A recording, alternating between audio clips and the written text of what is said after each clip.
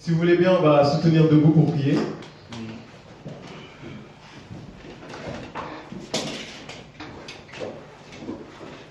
Éternel notre Dieu, notre Père, nous te bénissons parce que tu es le Dieu Tout-Puissant, tu es le Dieu trois fois saint, tu es le Dieu qui est Père, Fils et Saint-Esprit. Seigneur, merci pour ces moments. Merci Seigneur d'être dans ta maison. Seigneur, c'est une grâce que de pouvoir te servir. C'est une grâce que de pouvoir entendre ta parole, mon Dieu. Seigneur, ma prière, c'est que moi je disparaisse et que toi tu puisses apparaître. Seigneur, aujourd'hui, on ne veut pas entendre les paroles d'Ernest. On ne veut pas entendre une prédication qui vienne de la pensée de l'homme, mais on veut entendre une parole qui vienne directement de toi, oh Dieu. Seigneur, je veux me laisser conduire, Seigneur. Vraiment, je veux être ce canal par lequel tu vas passer pour nous bénir, pour bénir tes enfants, pour me bénir moi-même également, Seigneur. Parle-nous, Seigneur, nos cœurs soupirent après toi, nous languissons après ta parole, parce que c'est toi qui as les paroles de la vie, oh Dieu. Bénis ces instants, que toute la gloire te revienne, dans le précieux nom de Jésus. Amen. Amen. Amen. Amen. Nous pouvons prendre place. Ça va, c'est pas trop fort le micro? Non, c'est bon? Bon. Donc, nous poursuivons notre thème qui est l'amour. L'amour. Ah, l'amour.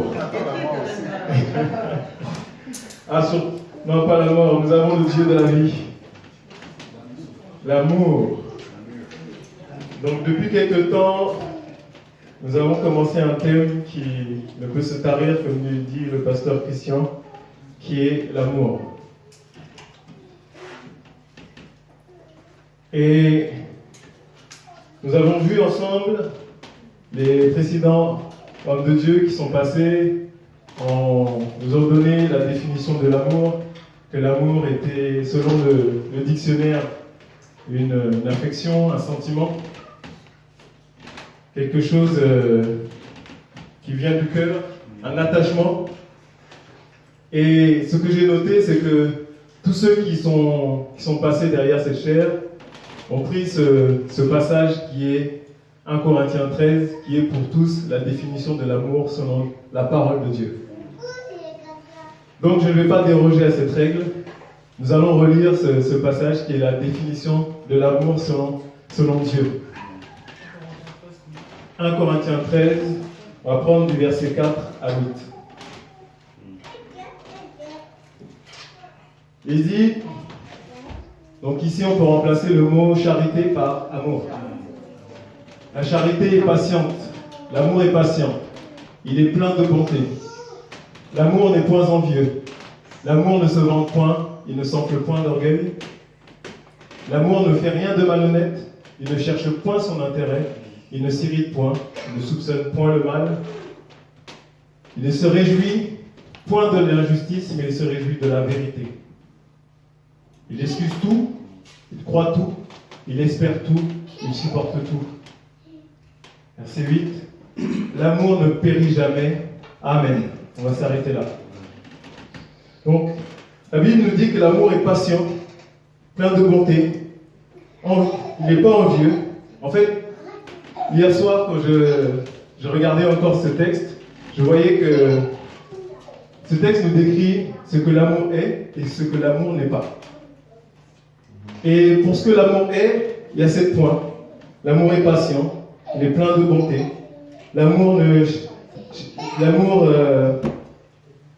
excuse tout, croit tout, supporte tout, espère tout. Et il nous est dit également ce que l'amour n'est pas. L'amour n'est point envieux. Donc l'amour n'est pas envieux, il ne se vante point. Il ne fait rien de malhonnête. Il ne cherche pas son intérêt, il ne s'irrite point, il ne soupçonne point le mal. Quand on lit ça, je ne sais pas vous, qu'est-ce que ça vous fait, mais quelque part, je me dis, mais j'aimerais vraiment vivre ça. Est-ce que tout le monde aimerait vivre cet amour?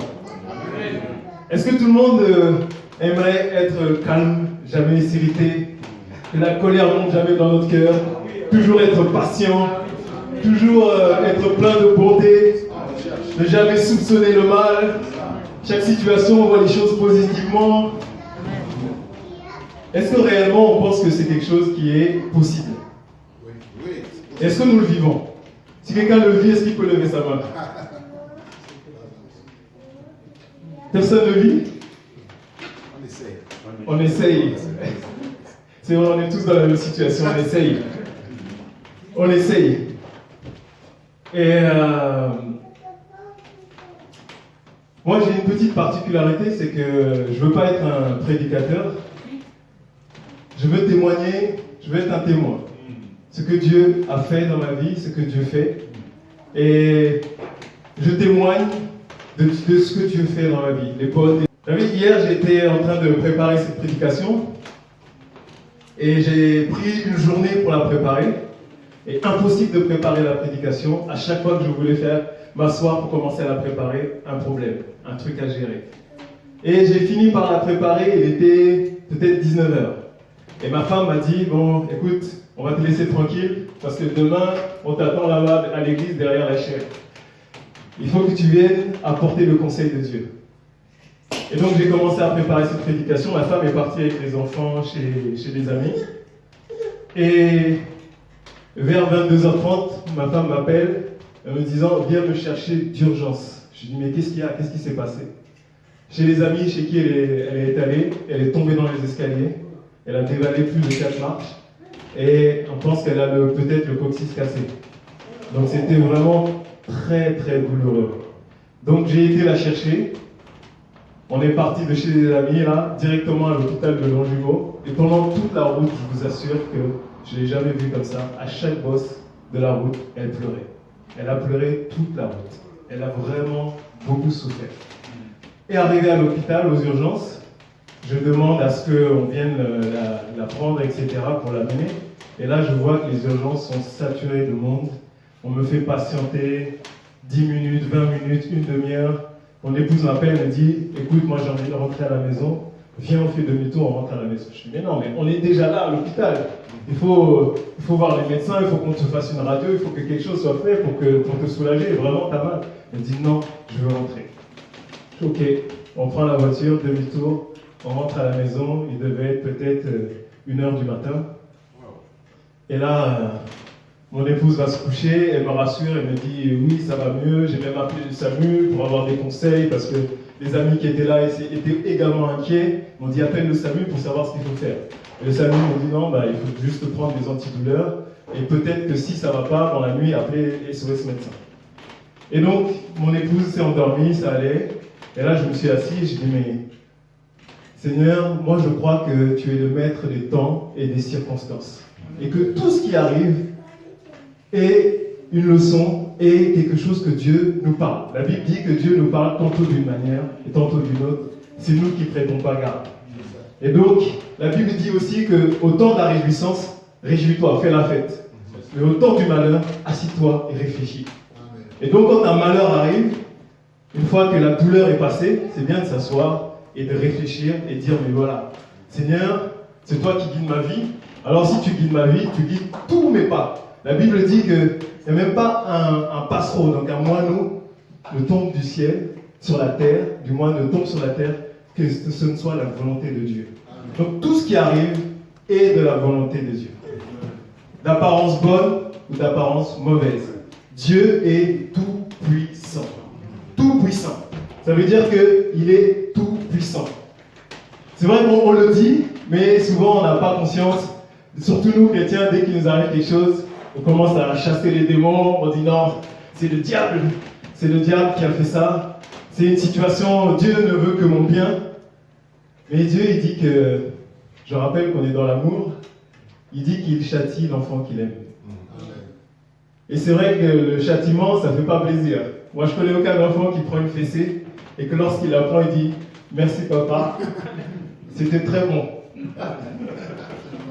Ah les enfants, personne ne dit « Merci papa, c'était très bon. » Mais on pleure et après, longtemps, des années après, on s'est dit, quand on est adulte, « Merci papa, merci maman de m'avoir corrigé, de ne pas m'avoir laissé aller à la folie de mes pensées. » Et donc hier soir, je me suis assis, j'ai dit « Seigneur, qu'est-ce que tu veux ?»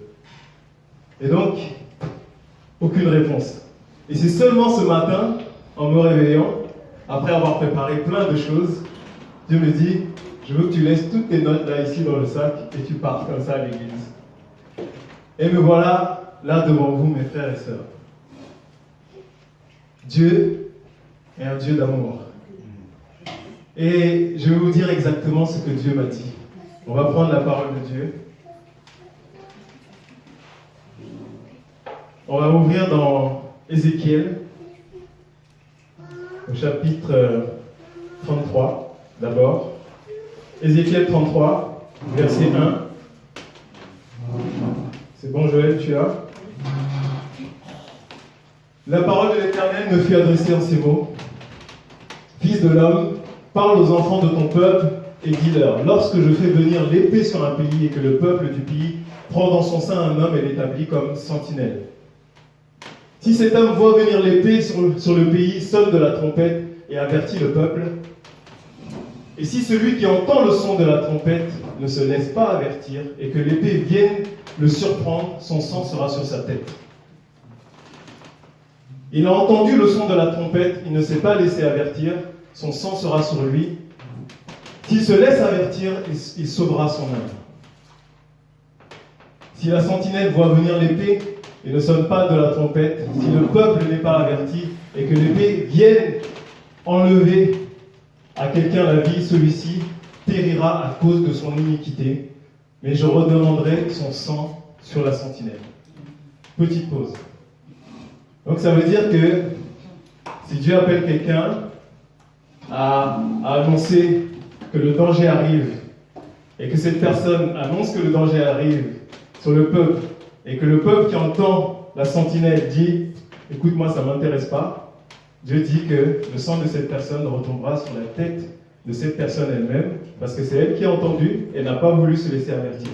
Par contre, si la sentinelle à qui on a donné le devoir d'avertir du danger et dit « Moi, je vais me coucher, j'ai autre chose à faire » et n'avertit pas, le sang de ceux qui seront touchés par le malheur, qui seront tués, et c'est ça que j'aime beaucoup, c'est que celui-ci périra à cause de son iniquité.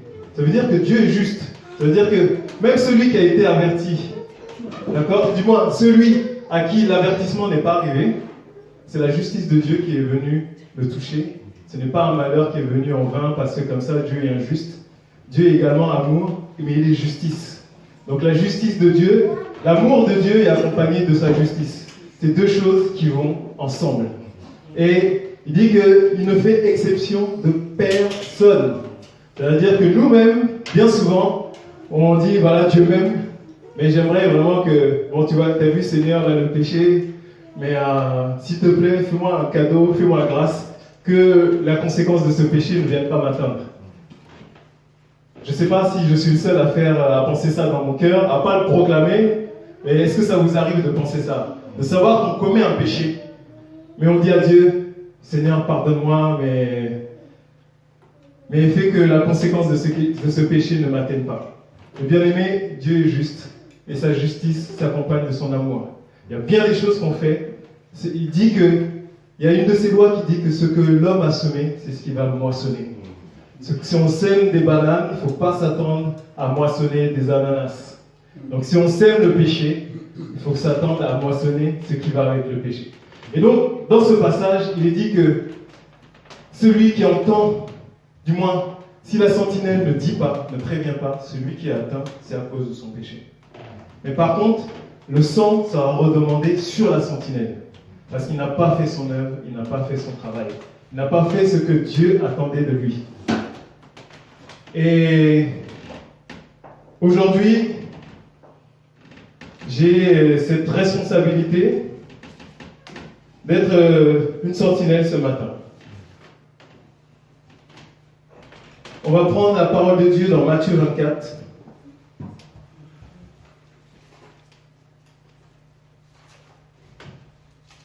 Le contexte de Matthieu 24, les disciples disent au Seigneur, Seigneur, quand est-ce que tu vas revenir dans ton règne? Quand est-ce que va arriver la fin des temps?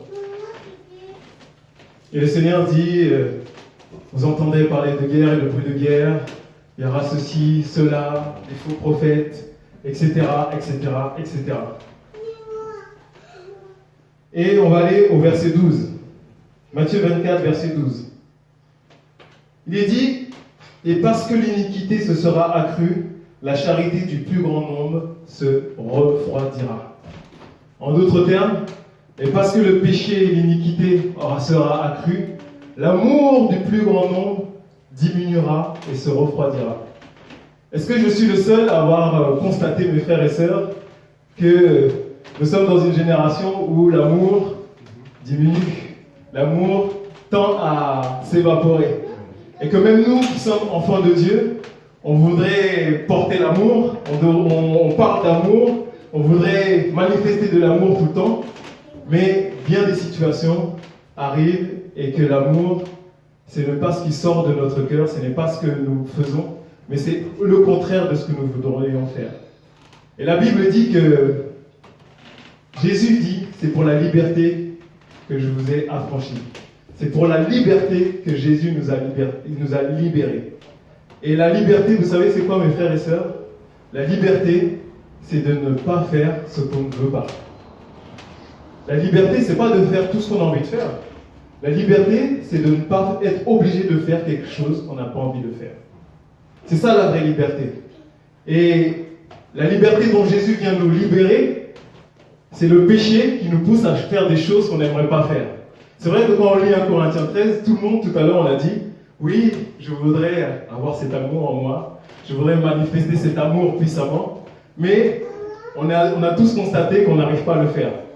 Et donc si on n'arrive pas à le faire, c'est que quelque part, on est toujours esclave de quelque chose qu'on fait, mais qu'on ne voudrait pas faire. Amen. Amen. Je vois qu'il y a des hochements de tête, ça veut dire que vous êtes en accord avec ce que je dis.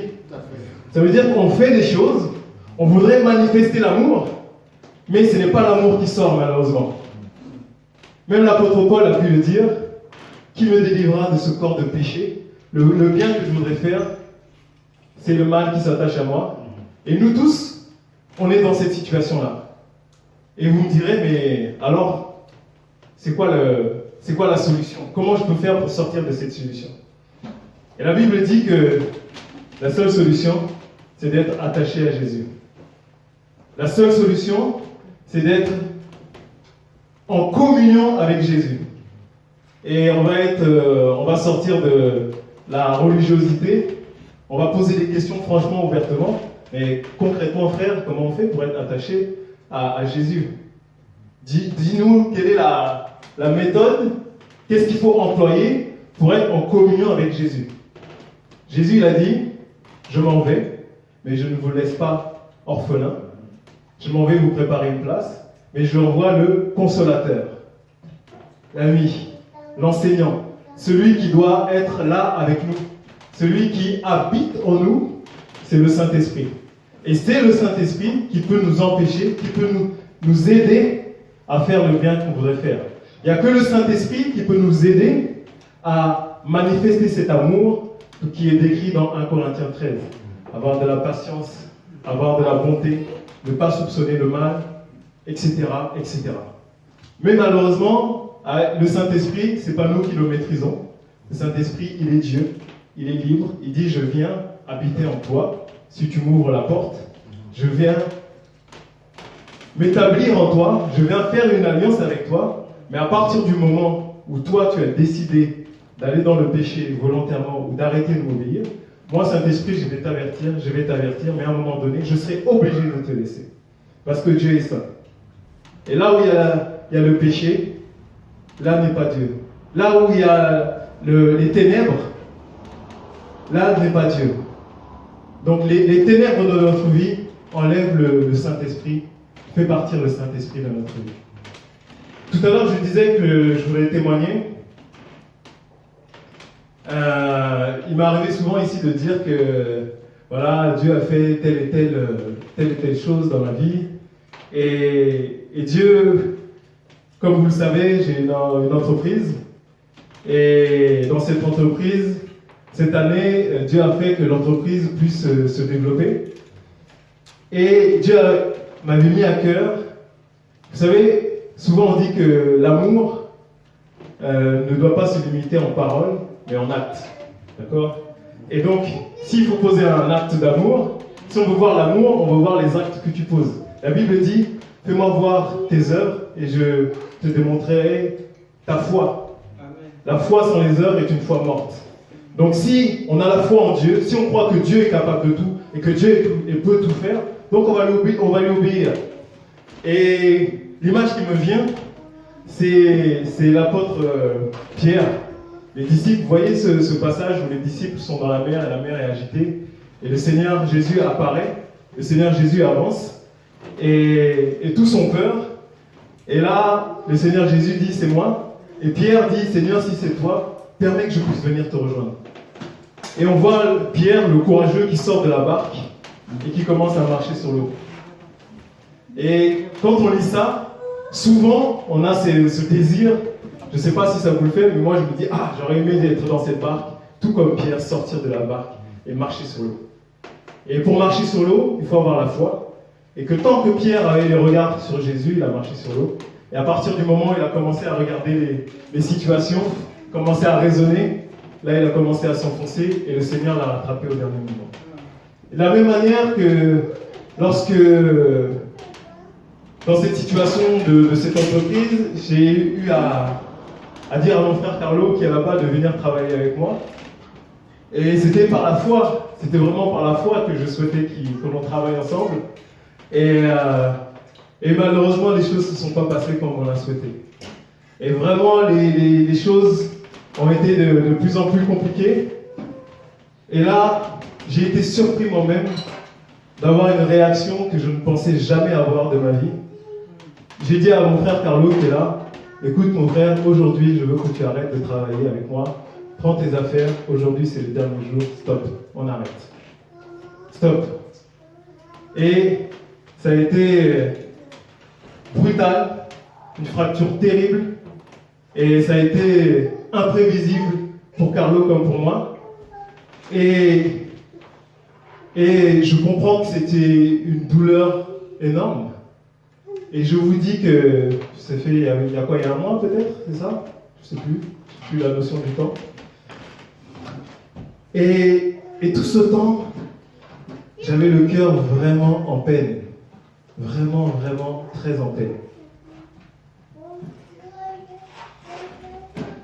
Et l'amour consiste à donner. Amen. Parce que Dieu a dit, la parole de Dieu dit, Dieu a tant aimé le monde, il a donné son Fils. Quand on lit 1 Corinthiens 13, la patience, tout ce que l'amour est, c'est du don. C'est du don. On ne peut que donner ce qu'on a. Si on n'a pas l'amour, on ne peut pas le donner. Si je viens, mon frère Jonas, te demander 10 € et que tu ne les as pas, tu ne peux pas les inventer. Mais par contre, si tu les as et que tu me les donnes, tu vas manifester de l'amour envers moi. D'accord? Et pour l'amour, c'est pareil. Si on veut avoir de la patience, on voudrait manifester de la patience, et que cette patience n'est pas en nous, on ne peut pas la manifester. Si on veut manifester de la bonté, et que cette bonté n'est pas en nous, on ne peut pas la manifester. Et le problème avec Dieu, avec les hommes, c'est surtout avec les hommes, c'est qu'on s'habitue aux choses. On croit que le Saint-Esprit qui est en nous, et qui fait les œuvres, c'est nous. Alors que c'est le Saint-Esprit qui fait. C'est pas notre caractère, c'est pas notre nature première de faire les choses.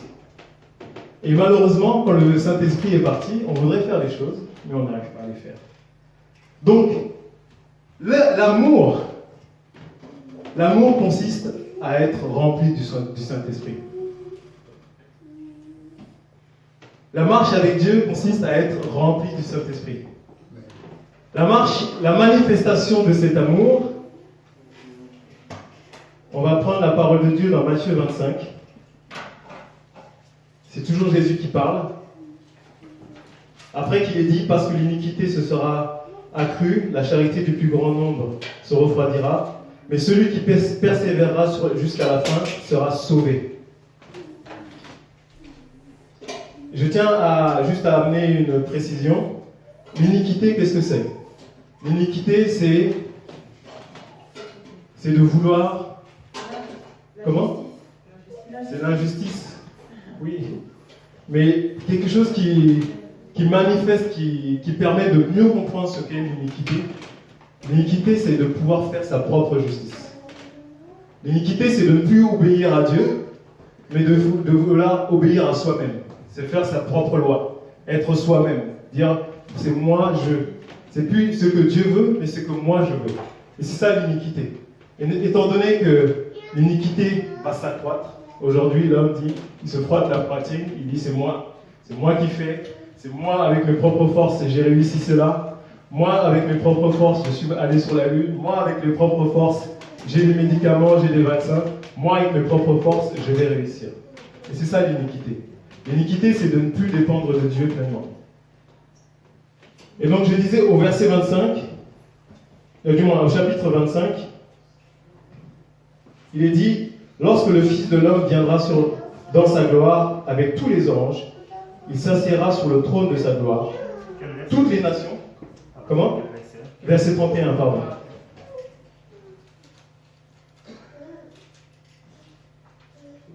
Matthieu 25, verset 31. Lorsque le Fils de l'homme, donc Jésus viendra dans sa gloire avec tous les anges, il s'assiera sur le trône de sa gloire. Toutes les nations seront assemblées devant lui et séparera les uns avec les autres.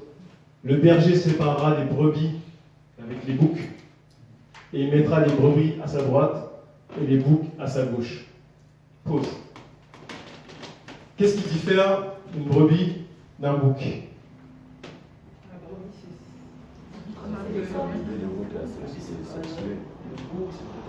Exactement. La brebis, elle est faible, elle est sans défense. Et les boucs, ils ont des cornes, ils sont musclés. Tu viens devant un bouc, il te présente ses cornes, il trempe dedans. Et Jésus dit qu'il est le bon berger, il va venir séparer les brebis d'un côté et les boucs de l'autre. Il dit qu'il vient chercher ses brebis. Donc, à tous ceux qui veulent être forts, tâchons de ne pas être un bouc. Il dit au verset 34, on va le lire là, alors le roi dira à ceux qui sont à sa droite, venez, vous qui êtes bénis de mon Père, prenez possession du royaume qui vous a été préparé dès la fondation du monde. Car j'ai eu faim et vous m'avez donné à manger. J'ai eu soif et vous m'avez donné à boire. J'étais étranger et vous m'avez recueilli. J'étais nu et vous m'avez vêtu. J'étais malade et vous m'avez visité. J'étais en prison et vous êtes venus me voir. Les justes lui répondront, Seigneur, quand t'avons-nous vu avoir faim, t'avons-nous donné à manger, ou avoir soif, ou t'avons-nous donné à boire? Quand t'avons-nous vu étranger, t'avons-nous recueilli, ou nu, ou t'avons-nous vêtu? Quand t'avons-nous vu malade, ou en prison, où sommes-nous allés vers toi? Et le roi leur répondit, je vous le dis en vérité, toutes les fois, l'un de ces plus petits de mes frères, c'est à moi que vous les avez faites. Ensuite, il dira à ceux qui seront à sa gauche, retirez-vous de moi, maudits, allez dans le feu éternel qui a été préparé pour le diable et pour ses anges. Amen. Amen. On voit le Seigneur qui fait le tri entre les brebis et les boucs. Et ensuite, il va voir les brebis, il leur dit, quand j'ai eu faim, vous êtes venus, vous m'avez donné à manger. Quand j'ai eu soif, vous m'avez donné à boire. Quand j'étais malade, vous m'avez visité. Quand j'étais nu, vous m'avez vêtu. Vous êtes occupés de moi. Et les brebis répondent au berger, mais quand avons-nous fait cela? Il dit, c'est toutes les fois que vous l'avez fait au plus petit de mes frères. Amen. Amen. Donc je pense que là, c'est une réelle manifestation de l'amour. C'est une réelle manifestation de l'amour qui ne consiste pas dans la parole, mais dans les actions. Il dit, quand vous avez fait. Et donc, si on veut mesurer l'état de notre amour aujourd'hui, qu'est-ce que nous faisons pour les autres? C'est simplement ça. Qu'est-ce que nous faisons au quotidien pour les autres? Parce que le Seigneur Jésus dira qu'il va donner des récompenses en fonction de ce que nous avons fait. En fonction de la manière dont nous avons manifesté l'amour. Il dit dans Matthieu 5, si Matthieu 5, verset, je n'ai pas le verset en tête, mais si quelqu'un te force à faire 1000, fais-en 2 avec lui. Si quelqu'un te demande ton manteau, donne-lui. Si quelqu'un demande à faire crédit auprès de toi, fais-lui crédit. Et c'est toute cette identité que Jésus veut que nous, ses enfants, nous ayons. Toute cette identité que Jésus veut, que cette manifestation de l'amour que nous ayons, mes frères et sœurs. Amen. Amen. Amen. Amen. Bien-aimé, tout à l'heure, j'ai parlé de la sentinelle. Parce que le rôle de la sentinelle est d'avertir du danger qui arrive. Le danger qui vient, mes frères et sœurs, c'est que le Seigneur Jésus revient bientôt reprendre son Église. Je ne sais pas si quelqu'un est au courant de ça. Est-ce que quelqu'un est au courant que Jésus revient prendre son Église? Amen. Et quand il va venir prendre son Église, après le départ de l'Église, la Bible dit qu'il va avoir des temps difficiles. Des temps très difficiles. Et il est dit que tous ne partiront pas. Et la charge que le Seigneur a mise dans mon cœur aujourd'hui, c'est de rappeler à l'Église que le Seigneur vient très bientôt. Il est même à la porte. Et que souvent on a des situations qui sont compliquées, on a tous nos problèmes, on a tous nos soucis. Et le Seigneur dit qu'il viendra prendre ceux qui sont remplis du Saint-Esprit. Parce que la Bible dit n'attristez pas le Saint-Esprit par lequel vous avez été scellés pour le jour de l'enlèvement. Ça veut dire que le jour où le Seigneur Jésus paraîtra et que nous n'avons pas le Saint-Esprit ce jour-là en nous, nous resterons. Parce que c'est le Saint-Esprit qui va nous permettre de rejoindre Jésus dans les nuées. Et que toutes les situations que nous passons dans ce monde ne doivent pas nous faire rater ce moment. Toutes les difficultés que nous passons ne doivent pas nous faire rater ce moment. Ce moment est le plus important qui soit.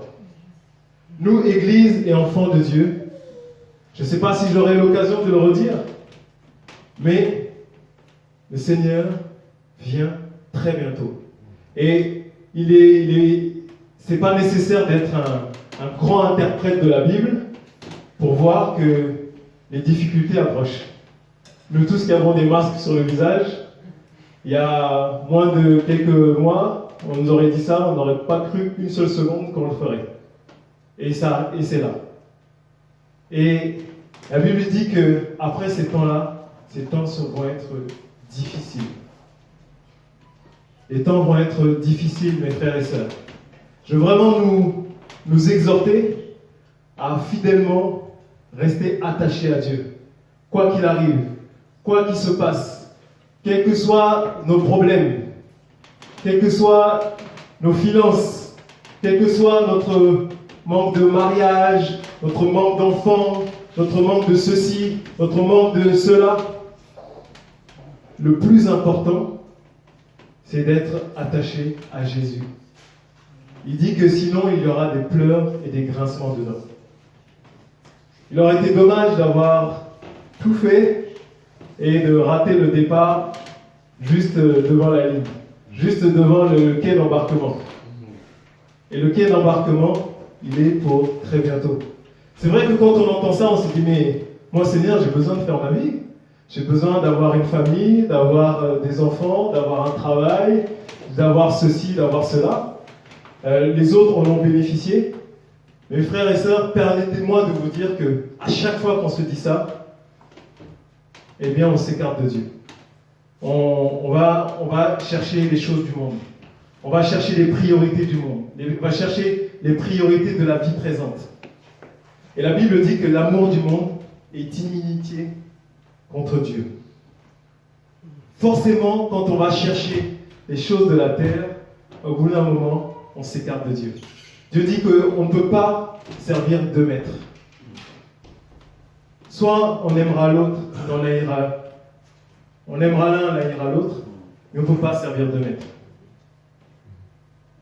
Et aujourd'hui, c'est vrai, c'est une chose de savoir de connaître les paroles, et c'en est une autre de les vivre. Donc aujourd'hui, je viens témoigner que, à cause de mon travail, à cause de situations compliquées, au lieu de rester les regards fixés sur Dieu, parce que c'est lui qui avait permis que je sois là, j'ai fixé mes regards sur les situations, sur les problèmes.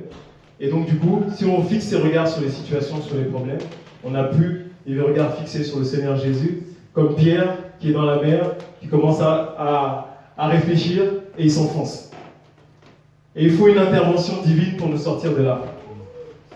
Et de la même manière aujourd'hui, j'aimerais qu'on puisse tous ouvrir nos cœurs, parce que le Seigneur il dit, je me tiens à la porte et je frappe. Si tu entends ma voix, n'endurcis pas ton cœur, ouvre. Ça c'est dans Apocalypse 3. Mon Père et moi nous viendrons, nous nous établirons. Et ce qu'on désire, c'est que Dieu vienne s'établir dans notre vie. Amen. Amen. Est-ce que c'est vraiment ce qu'on désire, que Dieu vienne s'établir? Et que pour ce que Dieu vienne s'établir, mes bien-aimés, ça demande des sacrifices. On ne peut pas avoir le beurre et l'argent du beurre. On ne peut pas marcher avec Jésus et marcher avec maman. On ne peut pas aller à l'église et en boîte de nuit. On ne peut pas aimer Dieu et aimer l'argent. On ne peut pas aimer Dieu et aimer la gloire. Et c'est vrai que souvent, nous les chrétiens, un peu de fausse modestie, on dit non, la gloire, c'est à Dieu soit toute la gloire. Seigneur Jésus, je te donne la gloire. Mais quand même, un petit peu dans notre cœur, on aime bien avoir un peu de gloire. Que toute la gloire revienne à notre Seigneur. Amen. Mes bien-aimés, Dieu nous a fait passer de la mort à la vie. Ne retournons pas volontairement à la mort. Amen. Pasteur, Nadège, j'ai une question. Oui, Nadège. Vous avez dit, tu as dit, on ne peut pas aimer Dieu et aimer l'argent. Oui. C'est-à-dire qu'on ne peut pas placer l'argent au-dessus de Dieu, mais on peut quand même demander à Dieu de nous apporter un certain confort matériel. Oui, mais ce confort matériel, est-ce que dans ton cœur, il a plus de valeur que ta relation avec Dieu? Donc en fait, c'est Dieu qui doit toujours être au-dessus que... Le premier commandement, c'est tu aimeras l'Éternel, ton Dieu, de tout ton cœur, de toute ta force, de toute ta pensée, de toute ton âme. Donc il ne faudrait pas qu'on soit, et à beaucoup de chrétiens qui se disent, on doit rester dans la pauvreté, mais on ne doit pas avoir cet esprit de pauvreté. Non, on ne doit pas avoir cet esprit de pauvreté, mais permets-moi de te dire qu'à un moment donné, quand tu commences à avoir des moyens financiers, tu commences à t'attacher à ces choses. Ça voudrait dire que on doit être comment alors? C'est que tout ce que Dieu te donne, même si Dieu fait de toi quelqu'un de riche, attache-toi à Dieu. Et que demain, si Dieu enlève cette richesse, attache-toi à Dieu. Oui, mon frère Carlo. Non, je voudrais juste ajouter pour la chaîne Nadège, apporter un éclaircissement. L'esprit de pauvreté n'est pas le fait d'avoir de l'argent ou de n'en avoir pas. L'esprit de pauvreté, c'est le fait de s'attacher à ce qu'on a au lieu de s'attacher à Dieu qui nous a créés. C'est le fait de s'attacher à la créature au lieu et en lieu et à la place du Créateur. C'est le fait de laisser tomber Dieu et de s'attacher aux biens matériels. C'est ça l'esprit de pauvreté. Ce n'est pas le fait de posséder ou de ne pas posséder. Ce que je voulais dire, c'est qu'il y a certaines églises, par exemple, si je prends l'esprit catholique, par exemple, il y a des personnes qui ne veulent plus rien et qui veulent vivre dans la pauvreté. C'est le contraire. Moi, voilà, c'est moi de... Non, si les hommes ont toujours cherché des méthodes, on va dire, mathématiques à appliquer dans des situations. C'est-à-dire que moi, je veux marcher avec Dieu et je vais chercher une règle, une méthode pour marcher avec Dieu. Donc, certains vont dire, pour pouvoir marcher avec Dieu, il faut être dans la pauvreté. Comme ça, je ne suis pas attiré par les convoites, par la richesse. Mais en réalité, tu détournes le problème parce que le problème, il est dans ton cœur. c'est ton cœur qui a de la convoitise par rapport aux richesses. Donc tu dis, bah, étant donné que moi, j'arrive pas à résister à la convoitise, je vais aller me cacher dans un trou. Mais tu règles pas le problème. Demain, tu sors du trou, tu retombes dans ce péché, dans cette convoitise. Et Dieu, ce qu'il cherche, c'est changer ton cœur. Oui. C'est le passage qui dit il est plus difficile pour un riche de rentrer dans le royaume des cieux. Quand on va dans c'est un avertissement qu'on donne à nous, humains, qu'aujourd'hui, ça c'est vrai. On a des gens. Qu'un chameau de rentrer dans le trou d'une Les aiguille. gens, ils étaient méchants, ils étaient dans le Seigneur. Mais une fois la fortune arrive, ils voient maintenant la fortune est plus grave. D'accord. Mais j'avais une question. Donc Dieu ne dit pas qu'il faut qu'on soit pauvre. Tu comprends? Mais une fois que l'argent est là, le passage que je donne là, c'est un avertissement que Dieu nous donne. Il ne faut pas que l'argent soit ton maître. Toujours le serviteur. Ah voilà, ça je suis d'accord parce que j'allais dire que Dieu il bénit qui veut. Demain, Exactement. par exemple, je sais pas, Dieu peut me bénir et me donner une fortune. Mais ça, moi pour autant, ça ne voudrait pas dire que je dois abandonner le Seigneur et je dois me concentrer sur le Seigneur. Ça va être ma priorité. Mais est-ce que la fortune est forcément une bénédiction? Parce que aujourd'hui, j'estime qu'il y a certaines personnes, c'est quand même une bénédiction d'avoir réussi. Mais Donc ça veut dire que c'est contraire en gros à l'évangile de prospérité que nous avons. l'évangile de prospérité, il suffit de lire la Bible pour se rendre compte que l'évangile de prospérité ne vient pas de Dieu. Si l'évangile de prospérité venait de Dieu, Jésus et les apôtres seraient riches.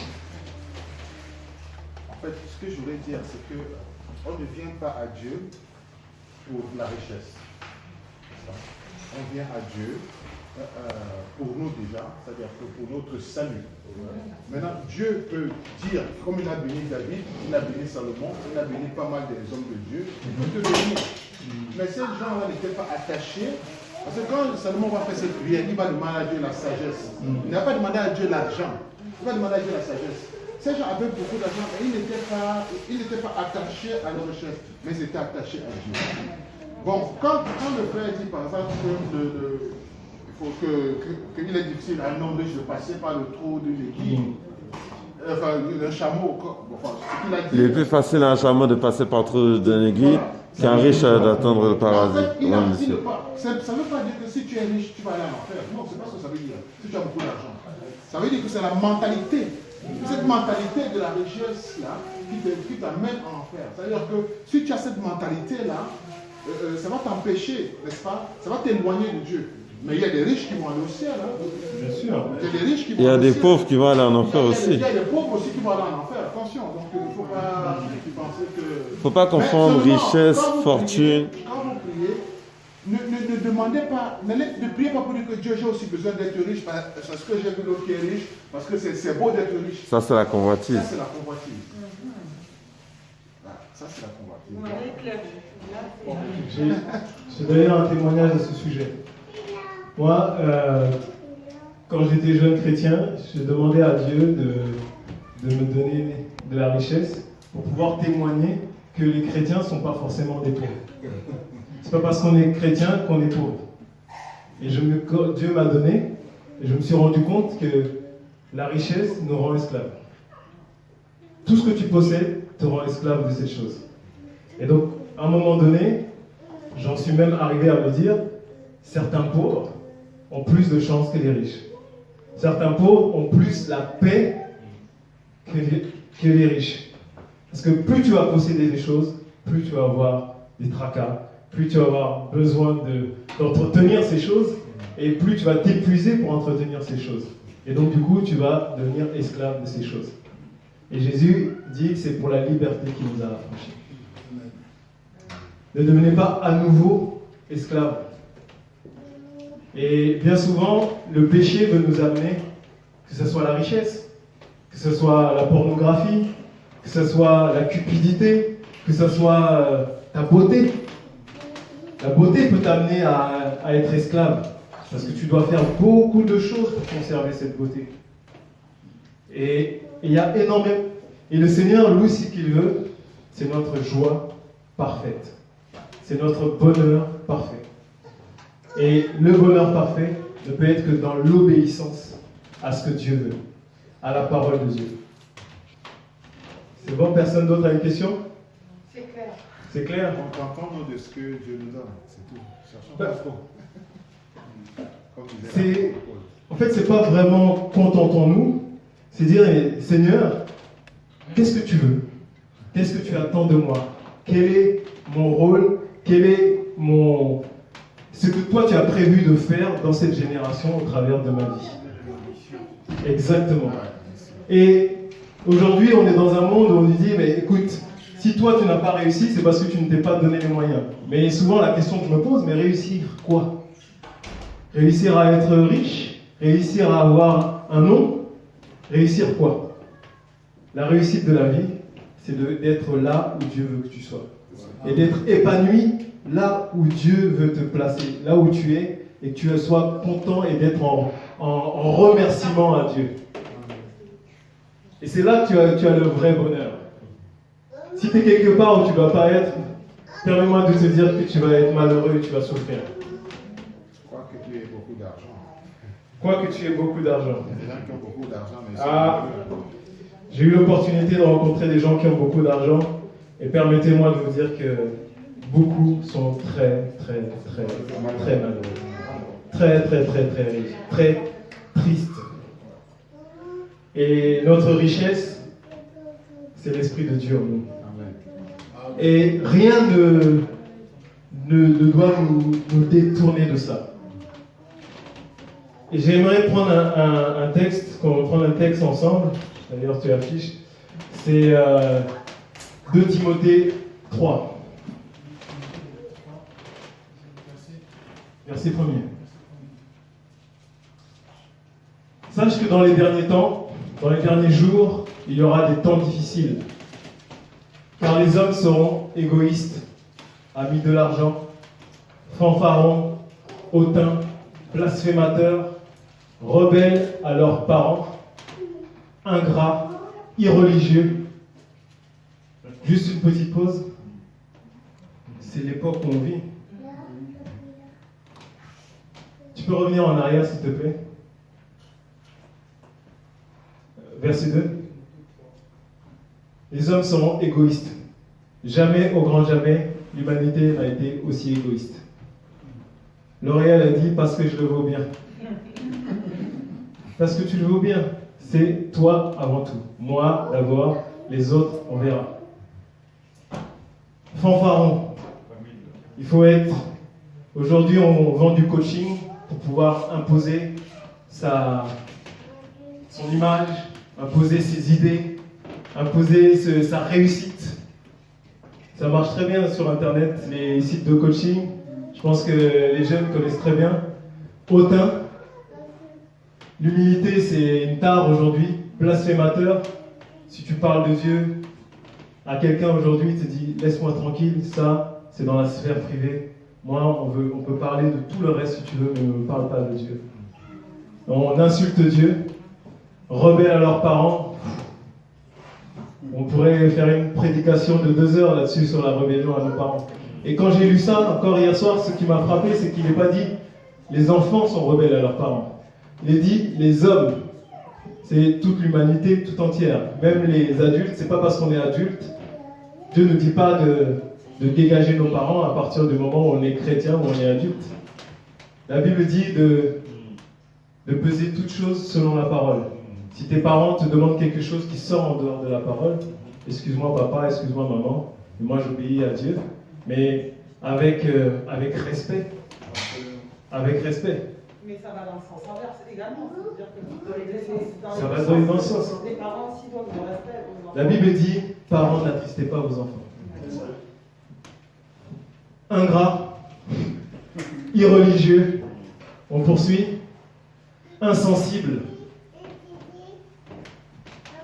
Des études ont montré aujourd'hui que notre cœur est totalement insensible. Si on montre un film de maintenant à des gens des années 80, ils ne pourraient pas les supporter, tellement c'est violent. Tellement la pornographie est à un niveau extrême.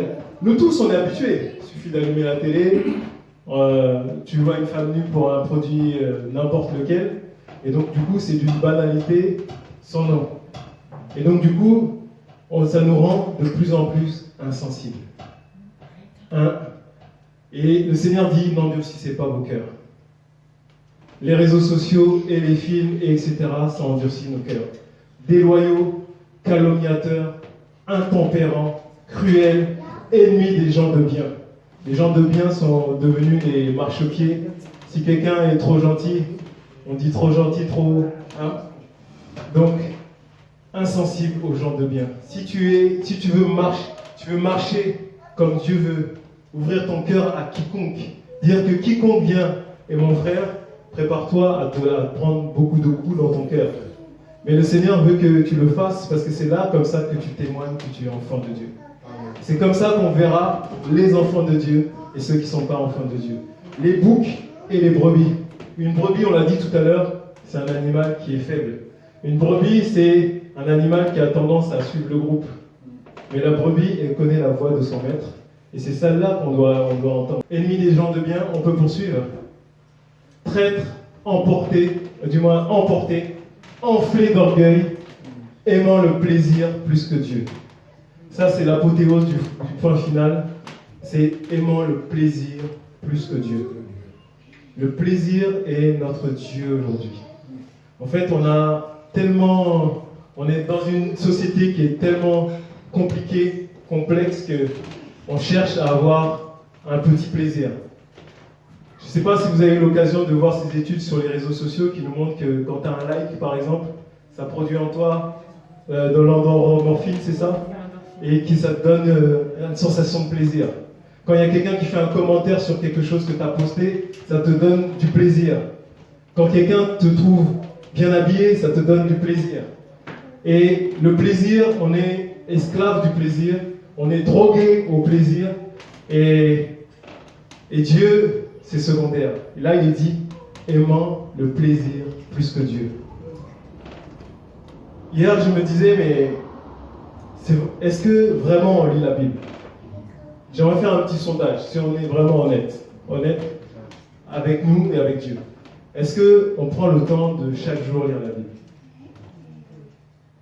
Je ne cherche pas une réponse, que vraiment on se le dise.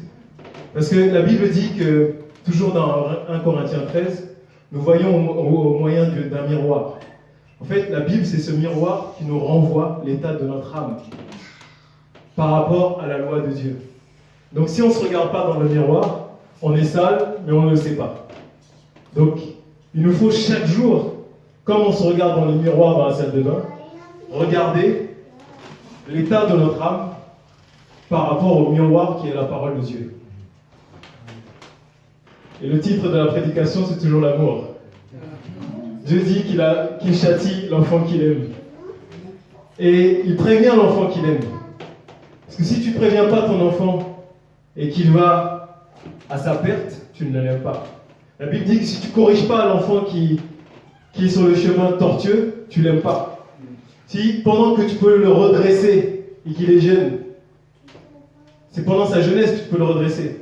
Une fois qu'il est grand, ça va être très difficile. Ça va même être impossible. Et Dieu nous avertit, comme la sentinelle qui avertit du danger, que le Seigneur vient très très très bientôt. La Bible dit, nul ne sait le jour ni l'heure, mais de la même manière qu'on sait lire dans les événements, dans la météo, pour pouvoir dire que demain il va faire beau, ou demain il va faire pluvieux, de la même manière, regardons le temps, regardons la génération dans laquelle on est, au travers de la parole de Dieu, et on sait, là on se trouve par rapport à la chronologie de Dieu, et le Seigneur, il vient bientôt. Et moi, mon désir, c'est que nous tous, nous partions, que moi-même, je parte avec le Seigneur. J'ai pas envie de vivre les 7 ans de tribulation, parce que la Bible dit que la tribulation va durer 7 ans, 3 ans et demi et 3 ans et demi. Et qu'il y a un homme qui va venir et qui va régler tous les problèmes. Et que les hommes vont l'adorer. Et cet homme, c'est l'Antéchrist.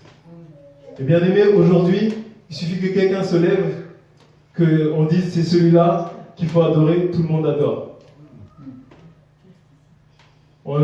Ça ne va pas être très difficile pour l'Antéchrist d'être adoré par tout le monde. Et nous, l'Église, on doit être ceux-là qui sommes debout qui avons conscience de ce qui se passe et qui puissions avertir, prévenir notre entourage et nous-mêmes, parce que Paul dit que de veiller sur soi-même, après avoir averti tout le monde, ça serait dommage que tout le monde aille dans la victoire et que moi je reste dans la défaite. Parce que rester ici, ça sera la défaite. Amen. Nous allons revenir à notre texte initial qui est 1 Corinthiens 13, au verset 1. Parce que dans ce verset, il y a également un autre enseignement. Il dit que quand je parlerai les langues des hommes et des anges, si je n'ai pas l'amour, je suis un airain qui résonne, une cymbale qui retentit. Vous êtes-vous, comme moi, posé la question, mais c'est quoi parler la langue des hommes et parler la langue des anges? Parler la langue des anges, c'est ni plus ni moins parler en langue. Et donc du coup, parler en langue, qui est-ce qui parle en langue? C'est les chrétiens. Et donc si tu es chrétien et que tu parles la langue des hommes, tu parles la langue des anges, si tu n'as pas l'amour, tu fais du bruit aux oreilles de Dieu, il ne t'écoute pas. Verset 2, et on voit qu'il y a une progression dans la description de cette personne. Quand j'aurai les dons de prophétie, qui c'est qui a les dons de prophétie? La science de tous les mystères. La Bible nous dit que la parole de Dieu nous permet, le livre des Proverbes nous dit que ça nous permet de comprendre les mystères et de comprendre le mot m'échappe, comment on appelle ça, par l'hymne, mais bon, ça ne me vient pas. Ça permet de comprendre des choses difficiles, des choses cachées. D'accord? Donc, quand j'aurai le don de prophétie, la science de tous les mystères et toute la connaissance, quand j'aurai même toute la foi jusqu'à transporter les montagnes, si je n'ai pas l'amour, je ne suis rien. Cette personne est passe du statut de quelqu'un qui fait du bruit à quelqu'un qui n'est rien. On voit qu'il y a quand même une évolution par rapport à la connaissance. Parce qu'au début, elle parlait en langue, elle avait la connaissance des hommes, la connaissance du parler en langue. Là, elle a le don de prophétie, la science de tous les mystères. Il y a une progression, on va dire, spirituellement. Mais si tu n'as pas l'amour, aux yeux de Dieu, tu n'es rien. Verset 3. Et quand je distribuerai tous mes biens pour la nourriture des pauvres, quand je livrerai même mon corps pour être brûlé, si je n'ai pas l'amour, cela ne sert à rien. Tout à l'heure, on a vu dans Matthieu 25, quand Jésus dit, mais quand j'étais malade, quand j'avais besoin. Donc tout ça, c'est les pauvres, c'est les frères, aller donner à quelqu'un. Donc c'est faire ce que Dieu veut. On voit que cet homme fait visiblement ce que Dieu veut, et il progresse avec Dieu. Mais si tu n'as pas l'amour, tu n'es rien, et surtout, tu ne sers à rien. Le Seigneur Jésus dit que il y a une parabole dans laquelle il dit qu'un homme vient dans son champ pour récolter des fruits, et il arrive sur le champ, il ne peut pas récolter de fruits parce que l'arbre ne donne pas de fruits. Et le maître du champ dit, on va arracher cet arbre parce qu'il ne sert à rien, il prend une place pour rien. Et là, il y a le serviteur qui représente le Seigneur Jésus qui dit, non, donne-lui encore une année, donne-lui encore une chance. On va préparer le terrain. On va alimenter, on va couper les branches qui ne servent à rien. On va lui donner encore plus de grâce pour que l'année prochaine, il puisse donner du fruit. Et de la même manière, c'est que le Seigneur, souvent, il nous fait grâce, mais on ne se rend pas compte que Dieu nous fait grâce pour que l'année prochaine, quand il va venir, il va trouver du fruit en nous. Et souvent, on croit que c'est parce qu'on marche dans la bonne voie. Mais c'est que Dieu n'avait pas trouvé de fruit. Et c'est lui qui fournit l'effort supplémentaire pour que quand il va pouvoir revenir, trouver du fruit, que ces fruits soient là. Et sinon on ne sert à rien. Et c'est grave, tout ce que Dieu fait est parfait. Et notre vie que Dieu nous a donnée sert à quelque chose. Et cette vie ne sert à quelque chose que si nous sommes dans l'obéissance, si nous sommes dans la relation avec Dieu. Parce qu'on n'a pas poursuivi tout à l'heure dans 2 Timothée 3.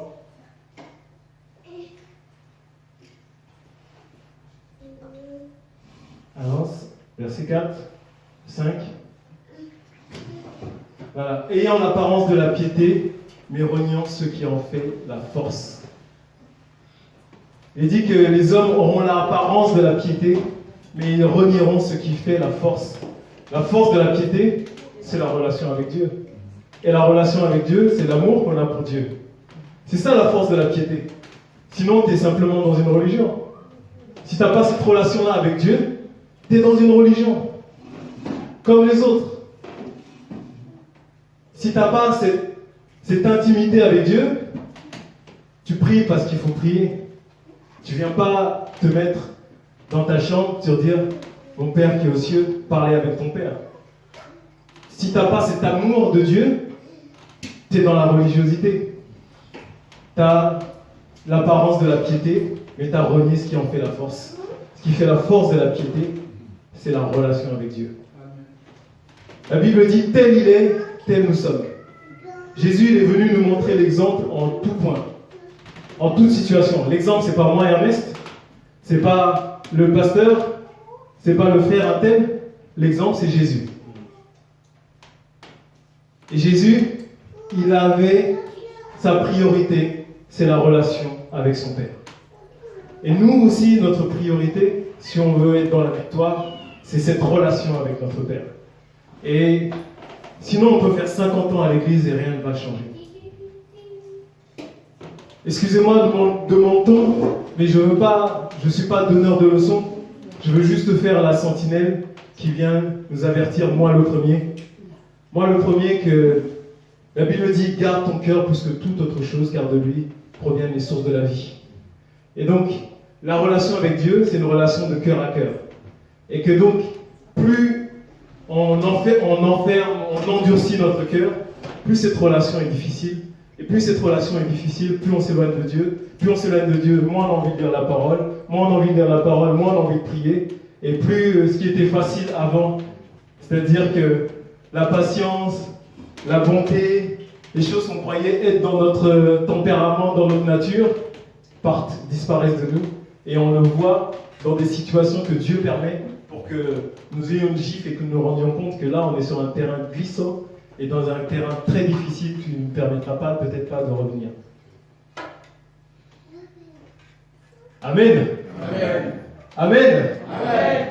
Dieu veut nous faire passer de la mort à la vie. Amen. Amen. Nous avons un Dieu d'amour, un Dieu de justice. Parce que c'est ce Dieu d'amour et ce Dieu de justice qui viendra nous juger. Il faut que nous gardions en tête que Dieu c'est toute chose et que nous avons un rendez-vous avec lui qu'on ne pourra manquer. Que le Seigneur vous bénisse. Gloire à Dieu.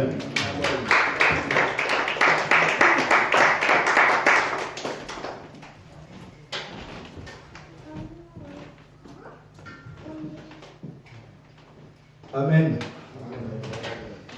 On va chanter encore un chant avant que ma soeur Nadège. C'est Nadège. Jésus, quand il parle, il vise le royaume des cieux. Il nous donne la richesse. En Matthieu 3, il nous a dit donc, heureux ceux qui sont faibles en esprit, pauvres en esprit. Le royaume des cieux sont à eux. Donc Jésus, quand il parle, il ne laisse pas comme ça pauvre, il ajoute en esprit. Donc il nous donne la richesse, mais il nous avertit aussi. C'est comme ce piano-là, il y a le mot d'emploi, mais il y a, à la fin c'est marqué avertissement. Donc Dieu te donne l'argent, mais l'argent là, on ne l'amènera pas au ciel. Donc c'est l'argent est là, mais il dit attention, le royaume des cieux. Tous ces gens-là qui ont beaucoup d'argent, ils meurent, ils laissent l'argent. Amen. Je rappelle mon papa, on va chanter gloire, gloire à nous. Nous allons gloire, gloire, gloire à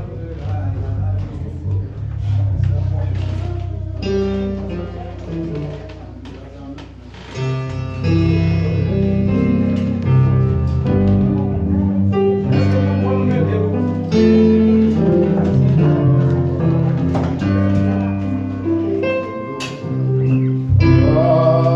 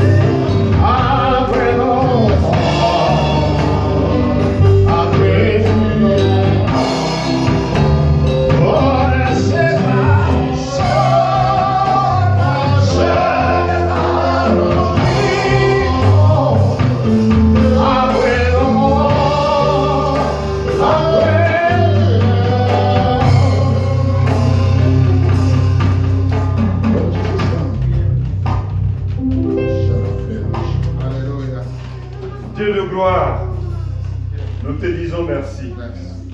Merci parce que tu as été avec nous. Merci parce que tu as été présent. Merci parce que tu nous as rassemblés. Merci parce que tu nous bénis. Tu nous visites encore aujourd'hui. Père, nous te rendons toute la gloire. Seigneur, merci pour nos bien-aimés qui sont en vacances. Merci pour ceux qui n'ont pas pu être là. Seigneur, ta main de grâce, ta main toute puissante, les garde là où ils sont. Seigneur, qu'ils nous reviennent avec de grands témoignages, parce que tu es l'Éternel. Seigneur, parce que nous sommes venus, notre semaine est bénie. Amen. Notre semaine est protégée. Amen. Notre semaine, Seigneur, se trouve entre tes mains. Que tout ce que nous toucherons seront couronnés de succès. Seigneur, nous marcherons de victoire en victoire. Nous avancerons de progrès en progrès. Et que toute la gloire te revienne à toi et à toi seul, au nom de Jésus. Amen. Amen.